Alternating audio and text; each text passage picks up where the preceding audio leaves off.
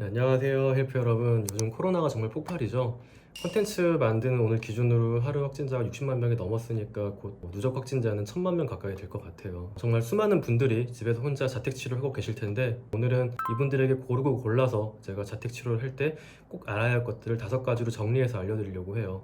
꼭 이 영상이 오미크론으로 고생하시는 분들께 도움이 되기를 바랄게요. 첫 번째는 상비약을 준비해 두세요. 그럼 어떤 약을 상비해야 되느냐? 몸살과 열감이 너무 심할 때는 타이레놀과 이부프로펜 계열의 NSAID를 번갈아 먹을 수가 있어요. 혹시 둘 중에 하나는 먹어도 효과가 없다고 한다면은 효과가 있는 계열의 약물로 하루 총 복용량을 맞춰서 드시면 돼요. 타이레놀 같은 경우에는 하루 최대 4g이고요. 이부프로펜 같은 경우에는 성인의 경우 1회 200에서 400mg을 하루 3, 4회까지 먹을 수가 있어요. 이때 주의할 점과 디테일을 좀 알려드릴게요. 타이레놀 같은 경우에는 과다 복용을 하게 되면 간독성이 나타날 수가 있어요. 따라서 집에서 몸에 좋다고 생각하셔가지고 뭔가 다려 먹거나 농축된 무엇인가를 함께 먹지는 마세요. 술을 함께 드시진 않겠죠, 당연히. 농축된 무엇인가는 이 해독을 해야 되는 간의 입장에서는 마치 송곳으로 찌르는 것 같은 독성을 가질 수가 있어서 위험해요. 그리고 이부프로펜 계열은 속쓰림과 신장 독성이 있을 수가 있어요. 그런데 이때 식후에 먹으면 속쓰림은 좀 덜 할 수 있고요. 위 보호제를 함께 먹어줄 수도 있어요. 콩팥 부작용은 기존에 단백뇨가 있거나 당뇨병이 있는 분들, 신질환이 있는 분들은 특히 주의하셔야 돼요. 갑자기 체중이 늘어나거나 정강이에 어떤 부종이 생기거나 눈이 좀 붓는 것 같다, 이런 걸 굉장히 잘 관찰해 주셔야 돼요. 그리고 해열 진통제는 열이 난다고 몸살 기운이 있다고 반드시 먹어야 하는 건 아니에요. 이게 오미크론을 더 빨리 낫게 해주는 건 아니거든요. 열은 우리 몸이 바이러스와 싸우고 있는 과정에서 우리 몸이 내는 거예요. 여기가 지금 전쟁 중이란 신호탄인 거죠. 그럼 언제 먹어야 하나? 내가 몸이 힘들어가지고 음식 섭취를 제대로 할 수가 없거나 내가 해야 할 일들을 제대로 할 수가 없다면 드세요. 견딜만 하다면은 굳이 시간 맞춰서 해열 진통제를 먹을 필요는 없어요. 오히려 약제의 부작용만 생길 수가 있어요. 그리고 콧물 같은 경우에는 시잘 같은 안티히스타민 약을 먹을 수가 있어요. 이것도 증상이 생긴다면 먹는 거예요. 또 인후통이 있다면은 가글을 하는 게 도움이 돼요. 최근 연구에 따르면은 염화세틸피리딘륨이나 클로렉시딘이나 헥세티딘 성분이 국소적인 바이러스에 효과가 있을 수 있다고는 했지만 전신 감염의 경우에 애후에 어떤 영향을 미칠지는 알 수 없어요. 다만 인후통의 경우에 목까지 충분히 가글을 하면 도움이 될 수 있으니까 가글을 하세요. 특히 알코올이 들어있지 않은 가글을 준비해 놓는 것도 좋아요. 종합감기약은 앞서 말한 타이레놀, 이부프로펜, 그리고 페니라민 같은 콧물약, 그리고 약에 따라서는 코막힘 성분 약이 좀 들어있어요. 꼭 성분표를 보셔야 되고요. 앞서 말한 약들과 중복이 되지 않게 먹는 게 약제의 부작용을 좀 줄일 수가 있어요. 그리고 두 번째는 충분한 물을 드세요. 그리고 자기 전 수건이나 가습기를 이용해서 조금 과하다 싶을 정도로 충분한 가습을 하세요. 오미크론은 처음에 몸살 그리고 발열로 시작했다가 이후에는 인후통, 기침으로 넘어가는 경우가 많아요. 오미크론이 상기도에 이제 염증을 많이 일으키기 때문에 인후통이 심하게 오는 건데요. 그리고 또 오미크론의 특징이 자면서 땀을 좀 많이 흘리는 경우가 있어요. 그래서 인후통이 시작되기 전부터 충분한 수분 섭취를 하고 가습을 해서 점막을 촉촉하게 해 놓으면은 인후통이 훨씬 덜 심하게 와요. 그리고 가래 배출도 우리가 용이해져요. 이게 굉장히 중요한 건데요. 아주 다양한 약재들이 가래를 묽게 만들어서 배출을 용이하게 해요. 하지만 충분한 수분 섭취만큼 가래를 묽게 하는 약재가 거의 없어요. 가래가 묽어지면 배출이 용이해지고요. 그렇게 해서 묽어진 가래를 우리가 최대한 뱉어내야 인후통이 덜하고 이후에 이어지는 지긋지긋한 기침을 좀 줄일 수가 있어요. 세 번째는 내 상태가 악화되고 있지 않은지 확인을 하는 거예요. 여기에는 2가지 팁이 있어요. 첫 번째는 발열을 확인하는 거예요. 앞서 열이 심하게 나면 해열 진통제를 먹도록 했잖아요. 하지만 열이 3일, 72시간 이상 지속된다. 이건 안 좋은 신호예요.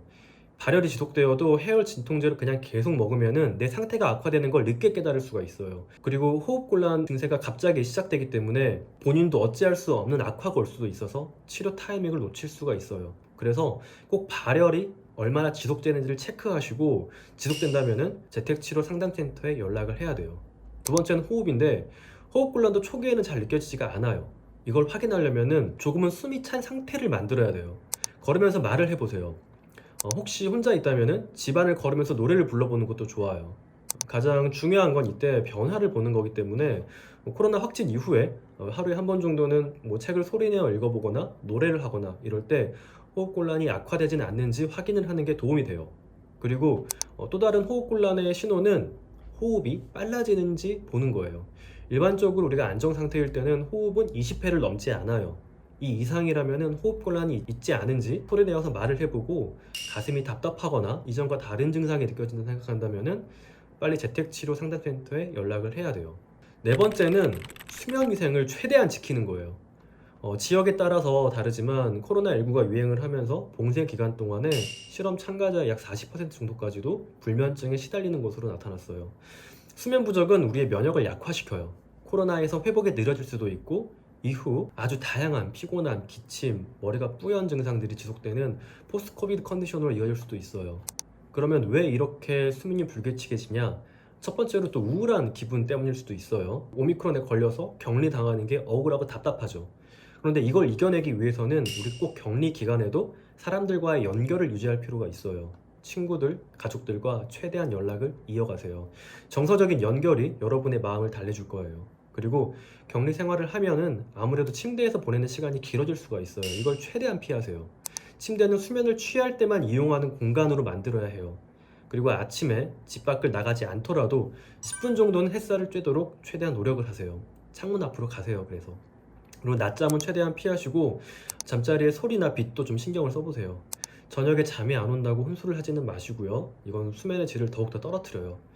적절한 수면은 코로나 회복에서 가장 중요한 면역 기능에 영향을 미치기 때문에 꼭 신경 써야 돼요.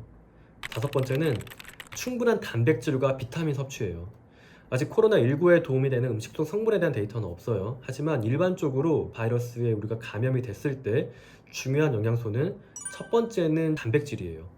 우리 몸의 면역세포들은 기본적으로 단백질로 만들어지기 때문이에요. 격리 기간이더라도 소, 돼지 같은 붉은 고기와 닭 같은 백색육, 그리고 계란, 두부, 생선 같은 양질의 단백질을 충분히 섭취해 주세요. 그리고 비타민 D도 중요해요. 이건 햇볕을 좀 쬐는 게 도움이 되니까, 날씨가 좋고 햇살이 있다면은 창을 열고 햇빛을 조금 쬐는 것도 도움이 돼요. 음식에는 계란, 연어, 버섯 같은 게 비타민 D가 풍부해요. 그리고 비타민 C와 항산화제가 풍부한 녹황생 채소를 충분히 드시는 것도 좋아요.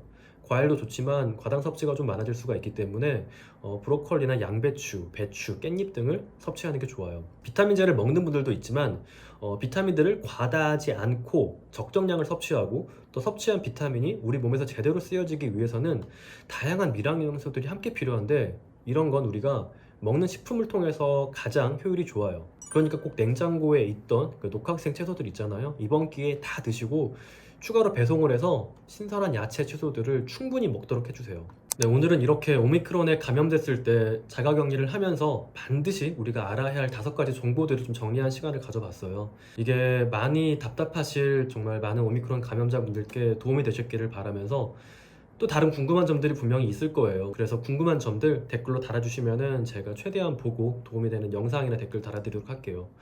오늘도 건강하시고 코로나와의 싸움에서 모두 승리하시기를 바랄게요. 네, 그럼 더 좋은 영상으로 돌아오겠습니다. 모두들 건강하세요.